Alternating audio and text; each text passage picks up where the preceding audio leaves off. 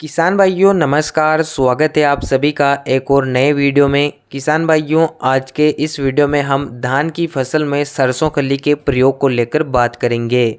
सरसों की खली में वो सारे पोषक तत्व पाए जाते हैं जो धान की खेती के लिए ज़रूरी होते हैं। धान में हम जैसे कि डीएपी या सिंगल सुपर फास्फेट या पोटास तो दे देते हैं, लेकिन इनके अलावा भी अगर पौधे को कुछ पोषक तत्व मिल जाए तो इससे हमारा उपज उत्पादन काफ़ी ज़्यादा निकलेगा। ऐसे में जैविक खाद जो कि सरसों की खली के रूप में पाया जाता है, इसका प्रयोग करने से आपके खेत में nitrogen, phosphorus, potash, zinc, sulphur, boron आदि तत्वों की पूर्ति हो जाएगी, जिससे आपका उत्पादन भी बढ़ेगा, पौधे में ज़्यादा कल्ले निकलेंगे, पौधे में कीट व रोगों का अटैक भी नहीं होगा।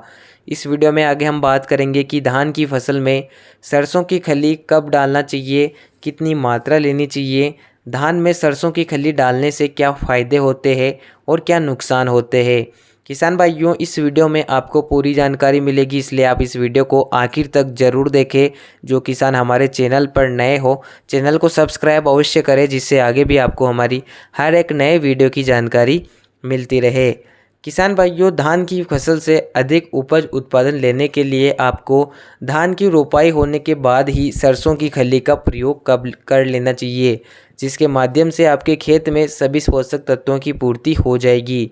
सबसे पहले हम बात करते हैं कि धान की फसल में सरसों की खली का प्रयोग का सही समय कौन सा होता है और कितनी बार हमें इसका प्रयोग करना चाहिए। किसान भाइयों जब आप धान की रोपाई कर देते हैं, रोपाई से 10 से 12 दिन के बाद ही आप धान के खेत में सरसों की खली का प्रयोग कर सकते हैं। और अगर आप 2 बार सरसों की खली देना चाहते हैं तो जब आपकी फसल 40-45 दिन के आसपास होती है, उस समय भी आप सरसों की खली का प्रयोग कर सकते हैं।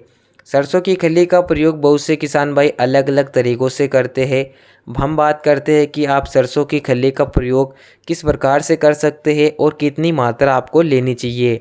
किसान भाइयों अगर आप एक ही बार में खेत में सरसों की खली दे रहे हैं तो प्रति एकड़ 20 से 25 किलोग्राम सरसों की खली की आवश्यकता होती है, और अगर आप 2 बार दे रहे हैं तो इसकी मात्रा को आप 2 भागों में बांट कर दे सकते हैं। प्रयोग करने के तरीके की बात करें तो आपको सरसों की खली को बारीक कर लेना है। बारीक करने के बाद आप किसी अन्य फर्टिलाइज़र के साथ खेत में इसे डायरेक्ट छिड़क सकते हैं।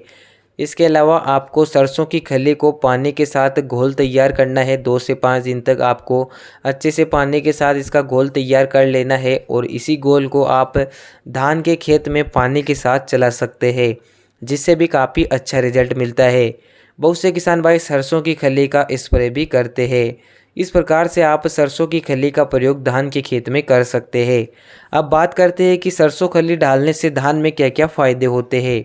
सरसों की खली में मुख्य रूप से nitrogen, phosphorus, potash, zinc, sulphur, boron ऐसे कई पोषक तत्व हैं जिनकी थोड़ी बहुत मात्रा पाई जाती है।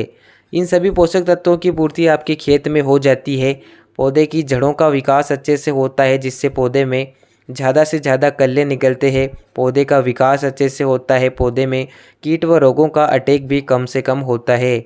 इस प्रकार से आप सरसों की खली का धान की फसल में प्रयोग कर सकते हैं।